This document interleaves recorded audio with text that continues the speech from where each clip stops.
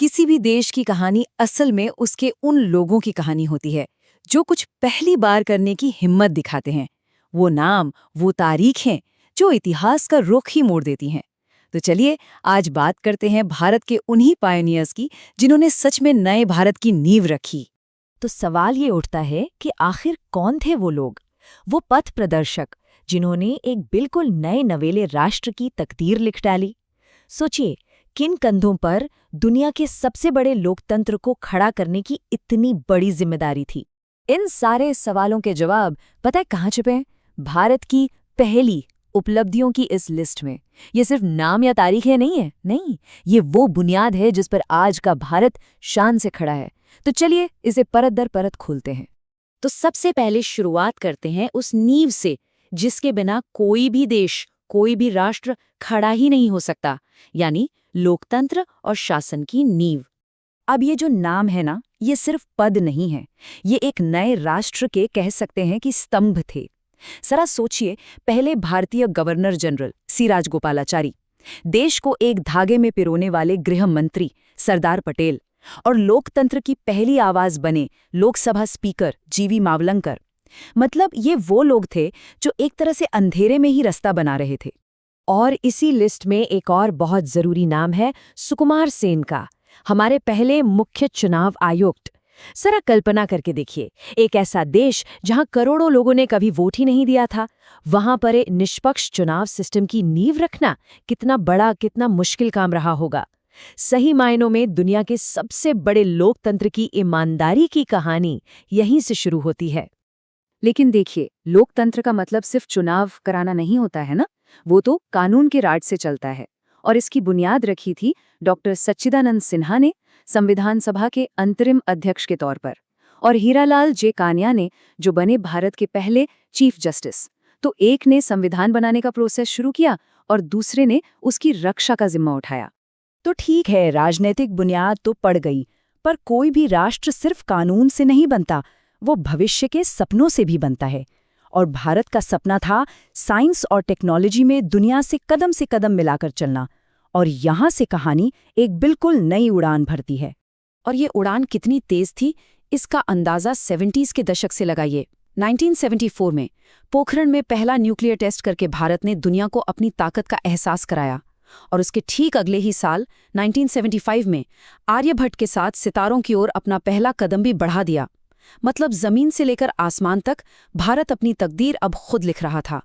और ये सिर्फ दो अलग अलग घटनाएं नहीं थी, नहीं, ये आत्मनिर्भरता की एक पूरी गाथा थी। देश का पहला न्यूक्लियर रिएक्टर अप्सरा, हमारी अपनी मिसाइल पृथ्वी और पहला सैटेलाइट जो पूरी तरह भारत में बना, इनसेट 2A, ये सब इस बात का ऐलान थे कि भारत अब किसी पर निर्भर नहीं रहने वाला। अब देखिए, टेक्नोलॉजी और ताकत तो अपनी जगह है, लेकिन किसी भी देश की जो रूह होती है ना, वो तो उसकी कला, उसकी कहानियों और उसके समाज में बसती है। तो चलिए अब देश की उस धड़कन को महसूस करते हैं जहां एक नई पहचान गढ़ी जा रही थी। और कहानियों की बात हो तो सिनेमा से बेहतर भला क्या हो सकता है। सोचकर देखिए, 1913 में जब राजा हरिश्चंद्र पर्दे पर आई तो तस्वीरें तो बोलती थीं पर किरदार खामोश थे। और फिर सिर्फ 18 साल बाद 1931 में आलम आरा के साथ एक जादू हुआ। किरदारों को आवाज मिल गई, भारतीय सिनेमा ने बोलना सीख लिया था। तो पर्दे पर तो आवाज आ गई थी, लेकिन एक और क्रांति थी जो बहुत खामोशी से पूरे देश में फैल रही थी। और शायद उसका असर सिनेमा से भी कहीं ज्यादा गहरा और स्थायी था। और ये बात शायद कई लोगों को चौंका दे कि भारत का पहला 100% लिटरेट जिला कोई दिल्ली या मुंबई जैसा महानगर नहीं था, बल्कि राजस्थान का डूंगरपुर था। ये अपने आप में एक बहुत बड़ी बात है। ये दिखाता है कि देश की असली तरक्की सिर्फ बड़ी बड़ी मिसाइलों या सैटेलाइट से नहीं होती, बल्कि तब होती है जब हर एक इंसान के हाथ में कलम की ताकत हो। अच्छा, देश के अंदर तो ये सब चल ही रहा था, नींव रखी जा रही थी, लेकिन कुछ भारतीय ऐसे भी थे जो अपने टैलेंट से, अपनी प्रतिभा से दुनिया के नक्शे पर भारत का नाम रोशन कर रहे थे। ये वो लोग थे जिन्होंने पूरी दुनिया को बताया कि भारत आ चुका है। और जब भी दुनिया में भारतीय प्रतिभा की बात होती है, एक नाम है जो सबसे पहले जहन में आता है, रविंद्रनाथ टैगोर। साल था 1913 उनकी अमर कृति गीतांजलि के लिए उन्हें साहित्य का नोबेल पुरस्कार मिला। और ये सिर्फ भारत के लिए पहला नहीं था, वो ये सम्मान पाने वाले पहले गैर यूरोपीय व्यक्ति भी थे। उन्होंने दुनिया को भारतीय सोच और दर्शन की गहराई से मिलवाया। उनकी सोच कितनी गहरी थी, इसका अंदाजा उनके इस एक विचार से ही लग जाता है। सबसे ऊंची शिक्षा वो है जो हमें सिर्फ जानकारी नहीं देती, बल्कि हमारे जीवन को पूरे अस्तित्व के साथ तालमेल में लाती है। मतलब बात सिर्फ जानने की नहीं है, जीने की है।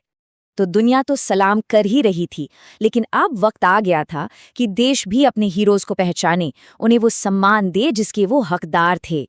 और इसी सोच ने जन्म दिया भारत के सबसे बड़े नागरिक सम्मान को। और जरा देखिए कि 1954 में जब पहली बार भारत रत्न दिया गया तो किन्हें चुना गया? सी राजगोपालाचारी, जिन्होंने देश की राजनीतिक नींव रखने में मदद की। डॉक्टर एस राधाकृष्णन, एक महान दार्शनिक और शिक्षक। और सीवी रमन, वो वैज्ञानिक जिन्होंने नोबेल जीतकर पहले ही देश का मान बढ़ाया था। मतलब इस सम्मान की शुरुआत ही दिग्गजों से हुई। तो ये थी वो कुछ पहली घटनाएं और वो लोग जिन्होंने एक राष्ट्र की कहानी को शुरू किया। उन्होंने अपनी जिम्मेदारी निभाई, एक मजबूत नींव रखी। अब सवाल ये है कि इस कहानी का अगला अध्याय क्या होगा? भारत की अगली बड़ी फर्स्ट अचीवमेंट कौन सी होगी और उसे कौन मुमकिन बनाएगा?